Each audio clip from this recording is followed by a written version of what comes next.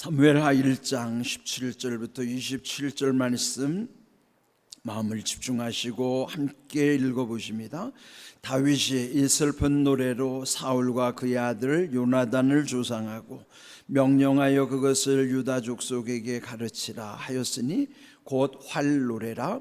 야살의 책에 기록되었으되 이스라엘이 내 영광이 산 위에서 죽임을 당하였도다. 오라, 두 용사가 엎드러졌도다. 이를 가드에도 알리지 말며 아스글론 거리에도 전파하지 말지어다. 블레셋 사람들의 딸들이 즐거워할까? 할례받지 못한 자의 딸들이 개가를 부를까? 염려로다. 길보아 산들아, 너희 위에 이슬과 비가 내리지 아니하며 재물 낼 밭도 없을지어다. 거기서 두 용사의 방패가 버림받음이니라. 곧 사울의 방패가 기름 부음을 받지 아니함 같이 되미로다. 죽은 자의 피에서 용사의 기름에서 요나단의 활이 뒤로 물러가지 아니하였으며 사울의 칼이 헛되이 돌아오지 아니하였도다. 사울과 요나단이 생전에 사랑스럽고 아름다운 자일은 죽을 때에도 서로 떠나지 아니하였도다. 그들은 독수리보다 빠르고 사자보다 강하였도다. 이스라엘 딸들아, 사울을 슬퍼하여 울지어다. 그가 붉은 옷으로 너희에게 화려하게 입혔고 금놀이개를 너희 옷에 채웠도다. 오라, 두 용사가 전쟁 중에 엎드러졌도다. 요나단이 내 산 위에서 죽임을 당하였도다. 내 형 요나단이여, 내가 그대를 애통함은 그대는 내게 심히 아름다움이라. 그대가 나를 사랑함이 기이하여 여인의 사랑보다 더하였도다. 오라, 두 용사가 엎드러졌으며 싸우는 무기가 망하였도다 하였더라. 아멘. 읽은 말씀 속에는 다윗이 이 사울과 그의 아들들의 죽음을 슬퍼하면서 지은 노래를 기록한 내용이죠.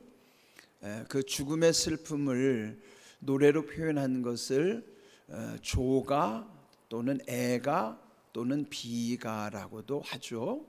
그래서 여기 오늘 이 제목을 17절의 표현대로 다윗의 슬픈 노래 그렇게 정했습니다. 우리가 인생을 살다 보면은 이렇게 어떤 희로애락을 경험하는데 또 그 중에서 죽음을 경험할 때 그때는 누구나 다 애통함을 또 사랑하는 사람이나 또 자기가 관련된 분들의 죽음을 더 마음을 또 모아서 애도하게 되겠죠. 그렇지만은 이 다윗과 사울의 관계는 아주 복잡한 관계죠. 이제 크게 봐서는 다윗을 죽이려고 했던 이 사울, 그렇게 보면은 지금 사울이 전쟁에서 죽은 것을 다윗은 어찌 보면은 자기의 앞날을 위해서는 그게 잘된 일일 수 있어요. 그렇지만은 비록 그 정치적인 이해관계로서는 정적이라 하더라도 그 죽음을 기뻐하지도 아니하고 또 정말 인간적인 마음으로 애도하는 그 마음.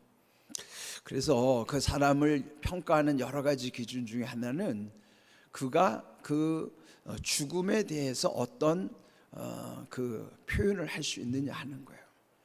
그런 것은 그 사람의 공감할 수 있는 능력이기도 하죠. 그런데 요즘 이제 시대가 각박하다 보니까 이제 우리 주변에 이런 그 애달픈 죽음들, 최근에 우리 역사에도 보면은 세월호 참사라든지 또 용산 이태원에서 일어났던 그런 끔찍한 일들, 근데 그런 죽음에 대해서 함께 슬퍼하거나 애도하지는 못할 망정 때로는 그 죽음을 조롱하는 사람들이 있어요. 근데 그런 모습을 보면은 얼마나 비정한 것인가. 그런데 오늘 이 다윗은 정말 그 자기와는 함께할 수 없는 그런 이런 이 사울이 죽어야만 다윗이 살아날 수가 있는 그런 지경에서도 이 사울의 죽음을 슬피 애도할 수 있다는 것은 다윗의 그 인성 또 다윗이 하나님을 두려워함으로써 끝까지 그 사울에 대한 그 하나님의 마음으로 대할 수 있었다고 하는 것, 얼마나 귀한 일인가를 알 수 있습니다. 이제 이 조가 애가의 성격은 비록 그 사람이 살아생전에 어떤 일을 저질렀다 하더라도 그의 단점은 숨겨주고 그에게 좋았던 장점을 부각해서 뭔가 좀 애도하는 것이죠. 뭐 우리 주변에도 보면은 평생을 남봉꾼으로 살고 가족들에게 악한 일을 하고 이랬다 하더라도, 비록 악인의 죽음이라 할지라도 마지막 그 죽음을 사실대로 속된 말로 하면 다 까발리고 그런 게 아니라, 마지막 죽음만이라도 뭔가 그 사람에 대해서 정말 또 배울 점이 있다면은 또 그를 칭찬해 주는 것, 그것도 참 필요할 것 같아요. 그래서 여기 오늘 이 다윗의 슬픈 노래를 보면은 이제 그런 그 죽은 사람들을 그 단점은 가려주면서 그들에게 좋은 점을 또 이렇게 부각시켜 주는 그 참 좋은 면을 우리가 배워야만 합니다. 여기 17절 다윗의 슬픈 노래라고 그러면서 사울과 그의 아들 요나단을 조상했다. 그러니까 조상이라는 것은 슬피 생각한다는 것이죠. 그러면서 또한 명령을 내리기를 유다족 속에게 이 다윗이 지은 노래를 가르치라고 하면서 곧 이 제목을 활의 노래라 일컬었습니다. 그러니까 활의 노래라고 제목을 정한 까닭은 이들이 속한 이 베냐민 지파, 사울이나 요나단은 베냐민 지파 사람들이잖아요. 근데 그 베냐민 지파 사람들의 특징은 활을 잘 다루는 사람들이에요. 그러니까 활 쏘는 자들이라고 흔히 인정받는, 그래서 저도 활노래이기도 하지만은 또 하나, 이 사울 왕이 이제 31장 이미 이 앞에 사무엘상 31장 3절에서 본 대로 블레셋의 활 쏘는 자들에 의해서 중상을 입었잖아요. 근데 그것도 관련이 되겠죠. 근데 그보다도 중요한 것은 이미 사무엘상 20장에서 보면은 이 다윗과 요나단, 여러분 이 요나단은 사울 왕의 아들이잖아요. 근데 그 아버지 사울은 끊임없이 다윗을 죽이려고 했지만은 그 사울의 아들 요나단은 다윗을 얼마나 끔찍히 여겼는지 아버지가 죽이려고 할 때마다 이 다윗을 피할 길을 또 내고, 그래서 결국은 이제 그 아버지가 다윗을 이제 결국 죽이는 일을 포기하지 않을 것을 알고 이제 마지막 그 활의 약속을 하는 거예요. 자기가 아버지의 의중을 파악해보고 너는 그동안 숲에 숨어 있어라. 그리고 활로 이제 신호를 보내는 거예요. 만약에 활을 가까이다가 쏘면은 아버지가 너를 죽일 마음이 없다는 것을 알고 다시 돌아오되, 만약에 활을 멀리 쏘면은 우리 아버지가 너를 죽일 마음이 변함이 없으니 너는 달아나라. 이제 그때 이제 그 활을 신호로 한 것을 이제 추념하면서 기억하면서 이제 이 활의 노래라고도 또 제목을 정했다고 할 수도 있겠죠. 그리고 야살의 책에 기록을 했다. 근데 야살은 사람의 이름이 아니고 야살이란 뜻은 의로운 자라는 뜻이에요.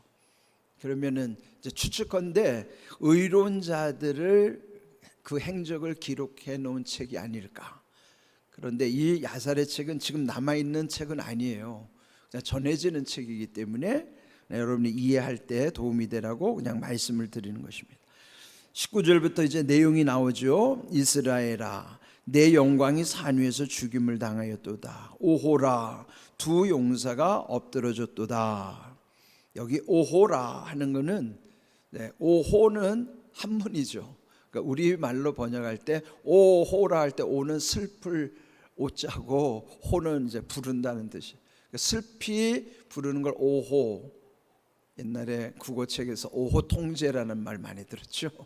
그러니까 이거는 그 슬픈 노래를 부를 때 탄식할 때 쓰는 감탄사가 오호라라는 거예요. 근데 여기 오호라라는 표현이 여기 19절뿐만 아니라 또 25절에도 27절에도 오호라 이렇게 탄식하는 이 세 번의 이 표현이 나와요. 이 오호라라고 하는 것은 우리가 또 새겨야 되는 말씀이기도 하지만은, 일단은 여기에 두 용사가 엎드러졌도다라고 하는 것은 사울 왕과 그 아들 요나단을 추모하는 내용이기도 합니다. 또 20절 이 일이라는 것은 그들이 죽음에 대해서 가드나 아스글론, 이거는 블레셋의 도시들이에요. 그들에게 알리지 말라. 혹시라도 블레셋 사람들의 딸들이 즐거워할까, 할례받지 못한 자의 딸들이 개가를 부를까 염려로다. 이미 죽음은 블레셋 사람들이 다 알고 있어요. 그러나 혹시라도 그들, 할례받지 못한 그들이 자기들이 이 사울과 요나단의 죽음을 오히려 즐거워하면서 개가를 부를까 염려한다. 그러면 그들은 즐겁죠. 그렇지만은 그들이 즐거움을 표현하는 말 속에는 이스라엘을 향한 온갖 경멸과 조롱이 섞일 거란 말이에요. 근데 여기서 우리가 이제 깊이 생각해야 될 게 이런 말씀이에요. 죽음에 대해서 조롱하거나 경멸하지 말아라. 그는 하나님이 기뻐하시지 않습니다. 지난번에 말씀드린 것처럼 잠언 24장 원수가 넘어지거나 엎드려질 때 즐거워하고 기뻐하지 말라. 혹시 하나님이 그를 너한테다 다시 옮길지 모른다는 것을 두려워하라 하는 거예요. 여러분하고 좀 사이가 안 좋다고 그 사람이 불행을 겪을 때 좋아하면요, 그거 반드시 여러분한테도 돌아옵니다. 절대로 여러분하고 아무리 불편한 사이라 하더라도요, 그거를 즐기면 안 돼요. 또 조롱하거나 경멸해도 안 됩니다. 그게 정말 하나님의 뜻을 모르니까 얼마나 우리가 이렇게 무분별하게 살아가는지 몰라요. 여러분, 누구의 죽음이든지 간에 죽음 자체는 비난의 대상이 될 수 없어요. 생명을 거두는 신이도 하나님이시기 때문에 생명에 대해서는 항상 숭고한 마음을 가져야지. 그것을 가지고 함부로 판단하면은 하나님이 절대로 기뻐하지 않습니다. 그것을 여기서 이제 이 다윗이 애도하면서 우려하는 것이죠. 또 21절 길보아 산들아 너희 위에 이슬과 비가 내리지 아니하며 재물 낼 밭도 없을지어다. 거기서 두 용사의 방패가 버림받음이니라. 고 사울의 방패가 기름 부음을 받지 아니함 같이 됨이로다. 비록 여기서 그들이 버림받았다 하더라도 22절 죽은 자의 피에서 용사의 기름에서 요나단의 활이 뒤로 물러가지 아니하였으며 사울의 칼이 헛되이 돌아오지 아니하였도다. 비록 비참한 죽음이었을지라도 그들이 요나단의 활이 뒤로 물러서지 않고 다윗의 칼이 헛되이 돌아오지 않은 것처럼, 그건 뭐예요? 그들의 죽음이 비록 슬프긴 하지만은 헛되지 않았음을 다윗은 이 조사를 통해서 밝히는 것입니다. 또 23절 사울과 요나단이 생전에 사랑스럽고 아름다운 자이러니 죽을 때에도 서로 떠나지 아니하였도다. 사울과 요나단은 부자간이잖아요. 아버지와 아들 사이가 한날 같이 죽은 것도 그것도 의미가 있다는 거예요. 비록 그 죽음 자체는 슬픈 일이지만은 그래도 생전에 사랑스럽고 아름다운 자이러니. 여러분, 아버지와 아들 사이만큼 그 친밀함이 어디 있겠어요? 비록 불편한 사이였기는 했어도 그러나 그들이 이렇게 죽을 때도 서로 떠나지 아니하였다는 것, 또 그들은 독수리보다 빠르고 사자보다 강하였도다. 그러니까 그들이 정말 용감하고 또 위대한 인물이었음을 밝히는 내용이죠. 또 24절 이스라엘 딸들아 사울을 슬퍼하여 울지어다 함께 애도하면서, 또 26절 내 형 요나단이여 특별히 요나단과 이 다윗은 그 막역한 친구 사이예요. 이 세상에서 가장 친한 친구는 다윗과 요나단 사이입니다.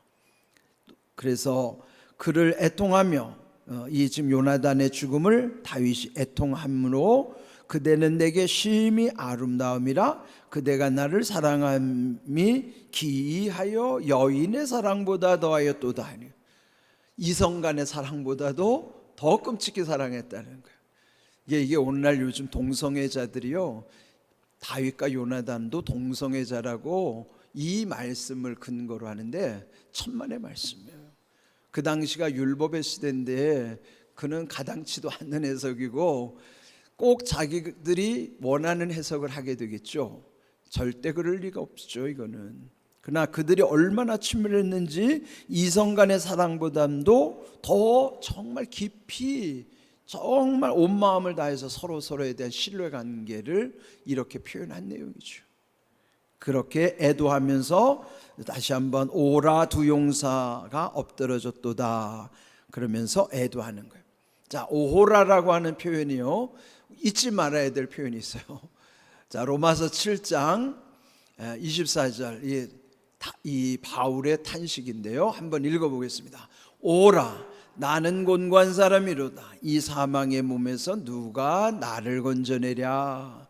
이 바울 사도도 자신에 대해서 뿐만 아니라 인생에 대해서 탄식하는 내용이에요. 결국 인생은 곤고한 인생일 수밖에 없고 이 사망의 몸에서 누구도 스스로 자유할 수가 없다는 것이죠. 다윗의 이 바울의 이 탄식, 우리 모두가 이런 인생이란 말이죠. 우리 자신에 대해서도 이렇게 탄식하면서, 그러나 여기서 끝나는 것이 아니라 이제 8장, 로마서 8장 1절로 가면은 그러므로 그리스도 예수 안에 있는 자는 결코 정죄함이 없나니 이는 그리스도 예수 안에 있는 생명의 성령의 법이 죄와 사망의 법에서 너를 해방하였음이라. 말씀이 확 달라져 가는 거예요. 7장과 8장이 엄청나게 반전이 일어나는 거예요. 그 중요한 게 뭐예요? 우리 인생을 철저하게 알아야 된다 하는 거예요. 뭘 알아야 될까요? 이 사망의 몸의 존재라는 것. 그래서 전도서 7장 2절에도요 함께 읽어봅니다. 초상집에 가는 것이 잔치집에 가는 것보다 나으니 모든 사람의 끝이 이와 같이 됨이라 산자는 이것을 그의 마음에 둘지어다. 여러분, 우리가 사는 동안에 때로는 초상집 갈 때도 있고 잔치집 갈 때도 있죠. 보통 세상 사람들은 잔치집을 좋아하지 누가 초상집을 좋아합니까? 근데 왜 여기 전도서에서 초상집에 가는 것이 잔치집 가는 것보다 더 좋다고 그랬을까요? 거기는 인생을 배우는 곳이기 때문에. 결국은 여러분 조문을 가면은 거기는 돌아가신 분을 위한 것만이 아니라 나도 죽는 존재라는 걸 배우는 곳이에요, 거기가. 제가 목사가 되면서 좋은 점 하나는요, 장례식 때마다 영정사진에다가 제 얼굴을 한 번씩 넣어보는 거예요. 그게 얼마나 제 자신이 그 삶을 배우는 시간인지 몰라요. 결국 나도 영정의 주인공이 될 때가 온다. 그래서 이 초상집에 마음을 두라 그러는 거예요. 결국 다 죽을 수밖에 없는 존재라는 거예요. 그때 말씀드린 대로 라틴어로 메멘토 모리, 너의 죽음을 기억하라며. 메멘토 모리, 결국 나의 죽음을 기억하는 것이 나의 삶을 제대로 사는 거예요. 여러분, 죽음을 두려워할 일도 아니고요, 항상 나도 죽을 수밖에 없는 존재라는 것을 기억하고 우리들이 항상 언제나 생명의 주인이신 하나님이 언제 거두시더라도 마음의 거리낌이 없이 감사함으로 하나님께 가는 거예요. 저는 매일 새벽마다 기억하는 거예요. 하나님 아버지와의 아름다운 만남을 소망하면서 오늘을 시작합니다. 아직 우리에게 최고의 날은 오지 않았다는 게 그런 뜻이에요. 하나님 아버지와의 아름다운 만남이 우리 인생의 최고의 날이란 말이에요. 그게 뭐 슬픈 날이에요? 기다리는 날이고, 그래서 이 남은 날들이 더 소중하게 살아갈 수밖에 없는 거예요. 여러분 날마다 기억하십시오. 언젠가 부르실 하나님 아버지와의 그 날이 아름다운 만남이 되도록, 하나님 아버지와의 아름다운 만남이 있기 때문에 지금 우리들은 이렇게 아름다운 동행을 할 수 있는 거예요. 이런 귀한 은혜를 늘 기억하시고, 오늘 여기 다윗이 죽음을 어떻게 이해하고 있는가, 여러분 우리가 하나님 앞에 늘 감사함으로 우리의 죽음을 기억하면서 남은 생애를 헛되이 살지 않고 늘 기쁨과 감사함으로 은혜를 누리는 삶 되기를 주님의 이름으로 축복합니다. 아멘.